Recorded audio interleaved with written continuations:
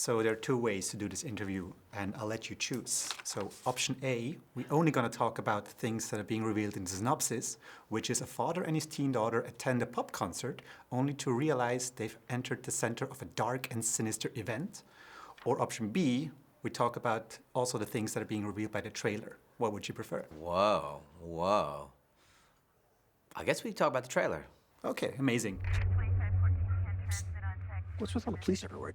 I'm not supposed to tell. You know the butcher? The freaking nut job that goes around chopping people up? The feds heard that he's gonna be here today. So they set up a trap for him. This whole concert, it's a trap.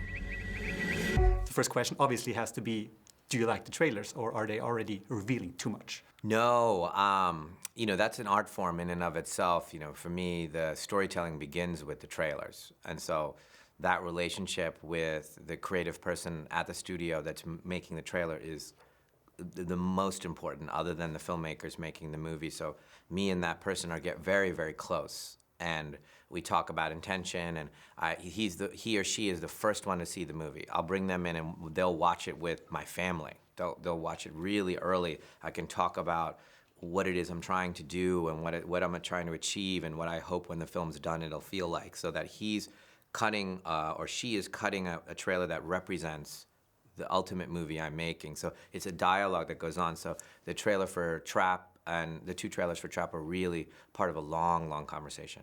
You need to settle this dispute we had at the OutNow office. The thing that's being revealed after 10 minutes, is that a twist or is it just the premise? It's the premise of the movie for me, you know, and it's a very, you know, exciting and a premise that you're in the shoes of the killer is a fun, you know, thing to know that you're coming to see in the movie. That it happens very early, and the whole movie is you kind of rooting for the bad guy. Josh Hartnett's character, his serial killer, let's name it, is problem solving throughout the entire movie. Can this be compared to the job of a director on a movie set? I mean, probably, yeah.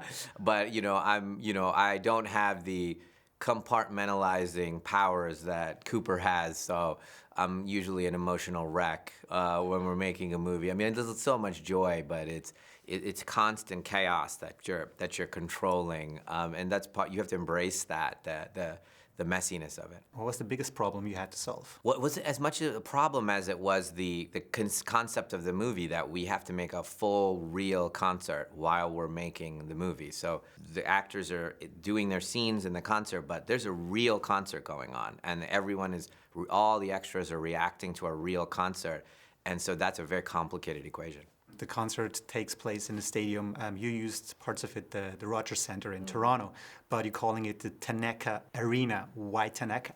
You know, I wanted to kind of do a little bit of a nod to the Nakatomi Plaza in Die Hard. You know, it was, you know, the kind of movies that, the 90s movies, 80s movies that really inspired Trap, you know? So it has that feeling to it. Yeah, speaking of inspirations, this has the subtitle in the German-speaking areas, No Way Out, which is also a brilliant 80s movie with Kevin Costner. That's true. Was that one of those inspirations? It's probably deep down. It wasn't a conscious one, but of course, you know, it's a beautiful movie, absolute beautiful movie. After the trailer broke, the grin Josh Hartnett shows at the end of it went viral. How many takes did you do of that grin, and which one did you use? You know, he's amazing, and I was telling him the other day, like 2 days ago, I was telling Josh, you know, I have an alternate version of almost every scene in the movie because you're that good, and totally valid. Just a slightly different color of the scene with all the other actors, him with Salika and him with whoever, Ari, that there's an alternate version. He's so good. So I was just kind of choosing from, his treasures, and I felt, you know, just blessed. This being a movie about serial killers, which not so well-known serial killer would you like to bring up? Like, we all know the Hannibal Lecters and everyone, but like, what's like a not very well-known serial killer in film history? Oh, there's a movie called Citizen X. Do you know this movie? No, not yet. Thank you for the recommendation, I guess. Really cool movie. I think it's a true story, based on a true story. I think a Russian serial killer, I think. but I remember seeing it and was so taken with it, how they caught this guy. Your last movie, Knock at the Cabin, like took place in a very confined space with very few characters, and you shot it basically right after COVID, after we all had to stay at home, like had to be also confined in a space. Now this movie takes place in a concert hall with thousands of people in attendance. Was that a conscious decision to show people, hey, we're back? You know, culture kind of moved in this direction to Taylor Swift and Beyonce and Dua Lipa and everybody that's killing it out there in live venues. Of course, we've never seen anything like what Taylor's doing. I mean, it's incredible. But in the last 2 years, you know, I thought of the movie 2 years ago, so we were working on it for 2 years, and so it was a movement back to the live. Which probably unconsciously is the movement of you know, what we were doing, coming back to the live experience. I love it, and music is a big part of our lives because of Salika. So we've, you know, when she's on tour, we go sometimes see her in different cities, and my friends are musicians as well, so I sometimes visit them while they're on tour. And so this culture of what happens in a concert is very deep inside me and part of my experience. He's realized he can't get out. He's going to try to cause chaos. Dad, what are you doing? You're acting weird.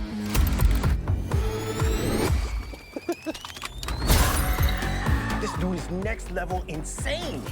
Do you remember where exactly you had the idea of the premise, like a serial killer tries to get away? It evolved. It wasn't the kind of birth of my regular ideas. It was kind of a, hey, can we mix music? Can we have a whole album written for a movie and make it a musical experience that the characters are listening to these songs? And I'm talking to Salika, so it was a conceit. We didn't even have a story. It was, how do we do this? And I said, well, the characters have to go somewhere where music is heard. So then I was like, well, maybe it's set at a concert. And okay, let me think about what could happen at a concert. And I would say, I wonder if they set a trap for somebody. And then finally, the one that made me want to do it was when I went, ooh, and we're with him as he's realizing he's in a trap. And when I thought of it from that angle, I was like, I know how to do this. I talked to your Swiss editor, Noemi Preiswerk, back when we talked about Knock at the Cabin. And she told me that she had a room above the soundstage where you actually shot the movie. Yes. Was that the same for Trap? Did you get a room above the concert hall, or would have been that impossible because you shot the movie in 35 millimeter?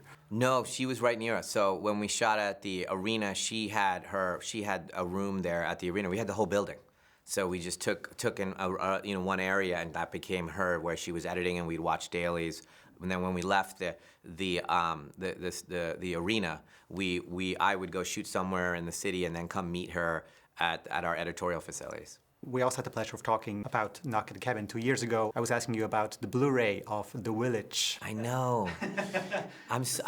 Just a small reminder. I know. I'm so on it. I keep getting asked about it. I want it too, so it's on my mind. Hopefully in these next 6 months, I can move that along. Okay, very good, very good. Yeah, because Josh Hartnett, serial killers trying to get away with something. What was something in your career where you tried to get away with something? You know, I think I feel like that creatively on every movie. Kind of like, hey, I'm making it about, you know, drama with ghosts, and and, you know, I'm making it about comic books, You know, there's always this, you know, I have to figure out a way out of it. To do what I want. Maybe that's just my own emotions about it. Or hey, I want to make a movie where music is the center, and it's very funny, and you know, and it's kind of wicked in its darkness, and you know, I just have to do it to show you. Please keep getting away with stuff. Thank you, brother. I can't get away. I can't stop. I'll just do this one last one.